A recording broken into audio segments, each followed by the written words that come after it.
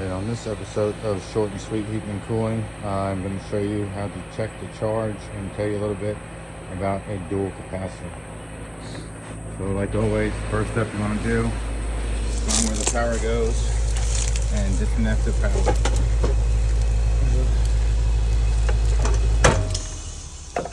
Now you have no power.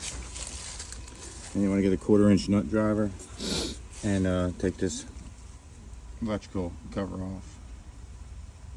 Right now that the panel's off, here's the dual capacitor, and you want to take a metal nut driver or screwdriver and hit the prongs together because they like to hold power sometimes and it does not feel good when you touch it. Just to make sure it's deactivated. Now you're good. Now, I don't usually take it out of the bracket to actually check the charge, but I did want to just show you guys a couple of things real quick. My camera will cooperate. Okay, so you got 3 different leads. It's a dual capacitor. Usually when it has 4 prongs, it'll have a little C, which is hard to see, and that's going to be your common. Then you're going to move to the 3 prongs. That's going to be your compressor, and underneath engraved, it's going to say HERM, H-E-R-M. You'll definitely be able to see it better on a newer capacitor.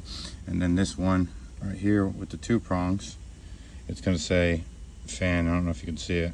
So fan, HERM, and then a C for common. So make sure you're checking the voltage. I've had disconnects and breakers labeled wrong and cut it off and had some issues, and then you don't know who's worked on this thing before you. It's got 0 voltage, so you don't know what kind of rigging they may have done. So we got no voltage, so we're good to work. This is a 35.5 capacitor, so 35 microfarads should be on the compressor, which is the 3 prong, and you should be able to read 5 on the fan. So what you do is you take your meter, get it to microfarads. Mine might be a little bit different from yours. You can leave the common on the whole time, but I'm going to go ahead and check the compressor first to see what the rating is. So I got 1 lead on the common and the other lead on the HERM side, and I got 35.42.